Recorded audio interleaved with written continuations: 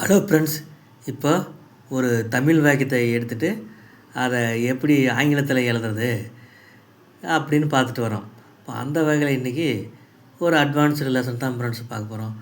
அதுக்கு முன்ன நம்ம சேனலை கொஞ்சம் சப்ஸ்கிரைப் பண்ணுங்கள் ஃப்ரெண்ட்ஸு. உங்கள் ஃப்ரெண்ட்ஸுக்கெல்லாம் அந்த வீடியோவை ஷேர் பண்ணுங்கள்.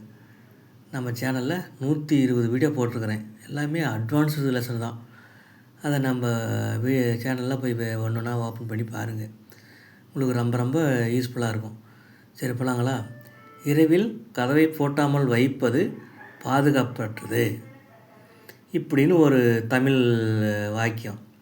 இதை நம்ம இங்கிலீஷில் எழுதணும். எப்படி எழுதுறதுங்க? அங்கே ஸ்டெப் பை ஸ்டெப்பாக உங்களுக்கு நல்லா புரிகிற மாதிரி சொல்கிறேன். இதில் வைப்பது அப்படின்றதுக்கு டு கீப் அல்லது கீப்பிங் அப்படின்ற டு கீப்பினா அது இன்ஃபினிட்டிவ், கீப்பிங்னா ஜெரண்டு. இதை பயன்படுத்தி இந்த வாக்கியத்தை ஆங்கிலத்தில் நம்ம எழுத போகிறோம். புரிஞ்சுக்க. டு கீப்னு வைப்பதுன்றது டு கீப்புன்ற ஒரு மாடலு. கீப்பிங் அதே வைப்பதுக்கு கீப்பிங். வையினா வைக்கிறதுக்கு என்னதுங்க? வைன்றதுக்கு கீப்பு. வைப்பதுன்னா டு கீப்பு, வைப்பது கீப்பிங். இப்படி மீனிங் வரும். அந்த டு கீப்புன்ற வெறுப்புக்கு முன்னாடி டூ படிங்கன்னா வைப்பதுன்னு அர்த்தம். கீப்புன்ற வெறுப்பு கூட ஐஎன்ஜி சேர்த்திங்கன்னா கீப்பிங்னு வரும். அதுக்கு வைப்பதுன்னு தமிழ் அர்த்தம் வரும் ஃப்ரெண்ட்ஸு. அதான் சொல்ல வரேன். சரி, இப்போ போகலாங்களா? இரவில் கதவை பூட்டாமல் வைப்பது பாதுகாப்பற்றது இப்படின்னு ஒரு தமிழ் வாக்கியத்தை நம்ம ஆங்கிலத்தில் டிரான்ஸ்லேஷன் பண்ணி எழுதணும். இதில் வெறுப்பு எதுங்க ஃப்ரெண்ட்ஸு? வாக்கியத்தில் தமிழ் வாக்கியத்தில் கடைசியில் இருக்கிற வார்த்தை தான் வெறுப்பு. பாதுகாப்பற்றது இது வெறுப்பானா அது வெறுப்பு இல்லை, இது அட்ஜெக்டிவ். அப்போ எதுக்கு வெறுப்புனா நம்மளாம் வெறுப்பு போட்டுக்க வேண்டியதான்.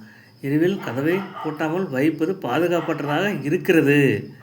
வைப்பதுன்றது ப்ரெசன்டென்ஸ் மாதிரி இருக்குதுங்களா, அதனால் இருக்கிறதுன்னு ப்ரெசன்டென்ஸ் பி வெறுப்பு நம்மளே போட்டுக்கிறோம். அப்போ எப்படி வருங்க?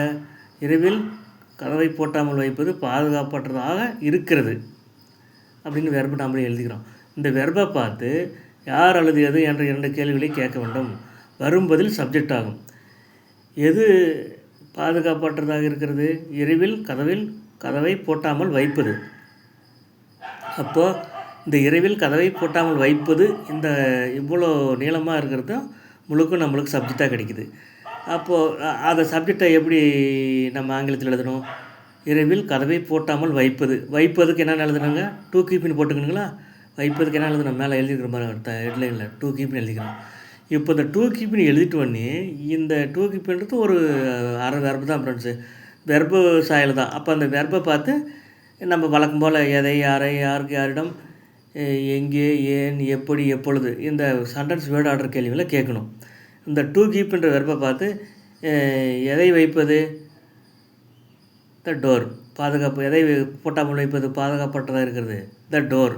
அப்போ எதனை டூ கீப்புன்ற வெர்பை பார்த்து எதனை கேட்டோம்? அந்த டோர்னு வருது எழுதிக்கிறோம். எப்படி வைப்பது? பூட்டாமல், அன்லாக்டு. எப்படி வைப்பது? பூட்டாமல், அன்லாக்டாக இருக்குது, அதுக்கு அட்ஜெக்டிவ். அன்லாக்டு அட்ஜெக்டிவ் எழுதிக்கணும். எப்பொழுது வைப்பது? At night. இந்த டூ கீப்புன்ற வெர்பை பார்த்து எப்பொழுதுன்னு கேள்விங்க, அட் நைட்டு. இப்போது அந்த சப்ஜெக்ட் ஃபுல்லாக கண்டுபிடிச்சி எழுதிட்டு போகலாம். To keep the door unlocked at நைட்னு வருது. இதுதான் சப்ஜெக்ட். இது முழுக்க to keep the door unlocked at night முழுக்க சப்ஜெக்ட். சரி, சப்ஜெக்ட் போட்ட உடனேயே அடுத்த ஸ்டெப் 2, சப்ஜெக்ட் போட்ட உடனேயே வெர்பு போட வேண்டும். இருக்கிறது. எதுங்க வெர்பு? இருக்கிறது ஈஸ்ன்னு வரும். அப்போ எப்படி வரும்? To keep the door unlocked at night is என வருகிறது. ஸ்டெப் 3, இப்போது வெர்பு போட்டோமா? சப்ஜெக்ட் போட்டோம், வெர்பு போட்டோம். இந்த வெர்பை பார்த்து இது வெர்புன்றது, இந்த ஈஸ்ன்றது பி வெர்புன்றதுனால அந்த எதை, யாரை, யாருக்கு, யாரிடம் 4 கேள்வி வராது ஃப்ரெண்ட்ஸ். இதுக்கு என்ன சென்டென்ஸ் விடுற பி வெர்புன்றதுனால என்ன கேள்வி மட்டும் கேட்கணும்னா, எங்கே, எப்படி, ஏன், எப்பொழுது என்ற 4 கேள்விகளை மட்டுமே பி வெர்பை பார்த்து கேட்க முடியும். சரி, பி வெர்பை பார்த்து கேட்டு வரும் பதில்களை பி வெர்பை அடுத்ததாக எழுதி கொள்ள வேண்டும். இப்போ எப்படி ஃபைனலாக வரும்? எப்படி இருக்கிறது? எங்கே இருக்கிறதுக்கு பதில் இல்லை. எப்படி இருக்கிறது? பாதுகாப்பற்றதாக. அப்போது அந்த ஏன், எங்கே, ஏன், எப்பொழுதுன்றதுக்கெலாம் பதில் இல்லை. அந்த ஈஸ்ன்ற வெர்பை பார்த்து 4 கேள்வி கேட்கணும். எங்கே, எப்படி, ஏன், எப்பொழுது. அது எங்கேக்கும் பதில் இல்லை, ஏனுக்கும் பதில் இல்லை, எப்பொழுதுக்கும் பதில் இல்லை. எப்படிக்கு மட்டும் தான் பதில் வருது. எப்படி இருக்கிறது?